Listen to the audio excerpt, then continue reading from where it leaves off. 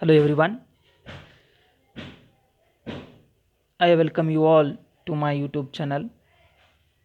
I am V.B.Patil, working as assistant professor in Government Postgrad College, Hukkeri. If you have not yet subscribed to my YouTube channel, please do subscribe. In the previous video, I have given brief about refund under GST, where I covered meaning of GST refund, features of refund mechanism under GST, and situations leading to refund claims. Today, in this video, I am going to cover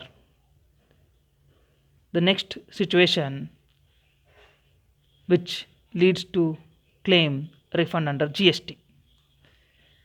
So before that, I want to continue with a first case, that is export of goods or services. Every registered person making export of goods or services has two options. Every registered person who is making export of goods or services has two options, option 1 and option 2. He may export goods or services on payment of IGST and claim refund. Under GST, all exports and imports are treated as interstate supply. Hence, IGST is levied on import or exports. So, the person who is making export of goods has two options, option 1 and option 2. In option 1, he may export goods or services on payment of IGST. And claim refund, or export goods or services under bond or letter of undertaking and claim refund of accumulated ITC. So in option 2, the exporter is not going to pay IGST. So without payment of IGST, he will export goods under bond or letter of undertaking. According to CGST rules 2017, any registered person exporting goods or services without payment of IGST, it is mandatory for him to furnish a bond or letter of undertaking. Let me explain these two options with an example. Let's take Mr. A supplies goods to Mr. B. The value of goods, take it is 2 lakh at 18% GST. So on 2 lakh 18% means it comes 36,000. For Mr. B, this 36,000 is input tax. I mean, Mr. B has to pay 2 lakh plus 36,000 to Mr. A, and this 36,000 is input tax to Mr. B. Suppose Mr. B exports the same goods to any one of the countries, say any country, say USA. The value is 2,50,000 at 18% GST. On 2,50,000, 18%, it comes 45,000. So it is an export under GST. Exports are treated as interstate supply, hence IGST is levied. So this 45,000 IGST, Mr. B has to pay government. So while paying 45,000, he can claim or avail input tax credit, that is 36,000. It is from electronic credit ledger, and remaining 9,000 can use of electronic cash ledger. So whatever this 45,000 he has paid IGST, he can claim as refund. So in the first option, he may export goods on payment of IGST and later on claiming this IGST as refund. This is the first case. This I have already explained in my previous video of lecture 1. Okay, and option 2 is export goods or services under bond or letter of undertaking and claim refund of accumulated ITC. In this case, he he exports goods without payment of IGST. Let's take an example. Mr. A supplies goods to Mr. B. The value is 2 lakh at 18% GST, 36,000. This 36,000 is for Mr. B input tax. Suppose Mr. B exports to USA. The value is 2,50,000. But if he has chosen option 2, he is not going to pay IGST. He is not going to pay IGST. But he is exporting goods under bond or letter of undertaking.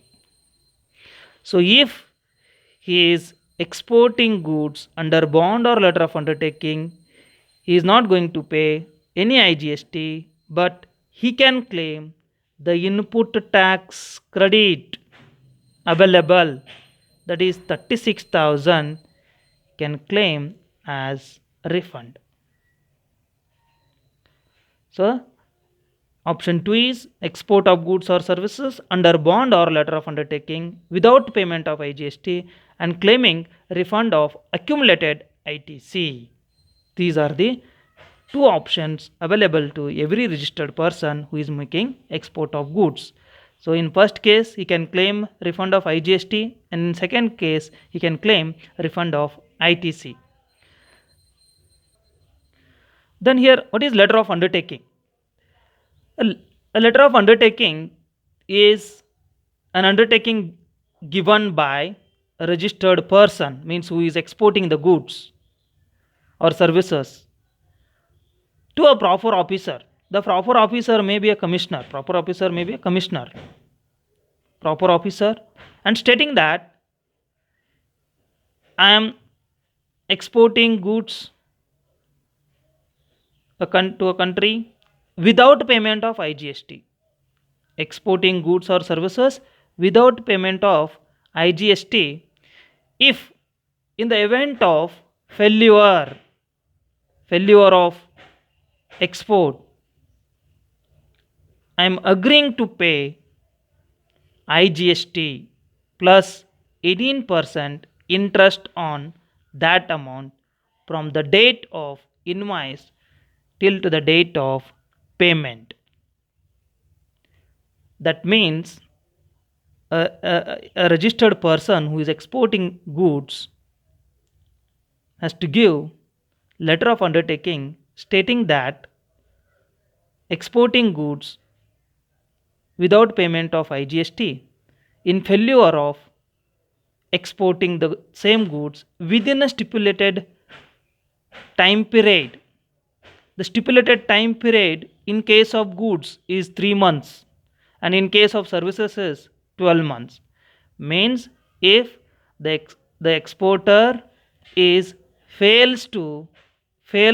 the exporter fails to export the goods within 3 months in case of goods and within 12 months in case of services, he has to pay IGST plus 18% interest on the amount from the date of invoice to the date of payment. And also he has to pay that IGST plus 18% GST within 15 days. Within 15 days of the expiry of 3 months in case of goods, and within 15 days of the expiry of 12 months in case of services. Okay, so this is about letter of undertaking, means he is not paying IGST, he is giving letter of undertaking stating that I am going to export goods without payment of IGST. If I fail to export the goods within 3 months or 12 months, I will pay IGST plus 18% interest on that. So that undertaking the exporter has to give to the proper officer. So these are the two situations. So if the exporter, and in case of bond,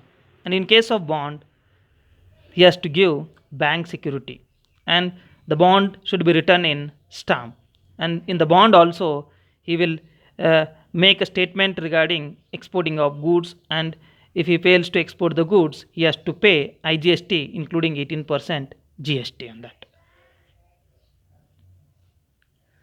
And the second situation, the first case is export of goods or services, and the second situation is supplies to sedge units and sedge developers. Every registered person making supply of goods or services to sedge units and sedge developers has two options. Again, supplies to sedge and sedge unit, the supplier has two options. Again, option 1 and option 2. In option 1, he may supply goods or services to sedge unit on payment of IGST and claim refund, and or supply goods or services to sedge unit under bond or letter of undertaking and claim refund of accumulated ITC. Here this is without payment of IGST. Supply the goods or services or both supplied to special economic zone units or special economic zone developers, and all the exports are categorized as zero-rated supply, and zero-rated supplies are treated as interstate supplies, and for interstate supplies IGST is levied. So it is assumed that the supplier who is supplying goods to sedge unit on payment of IGST, this IGST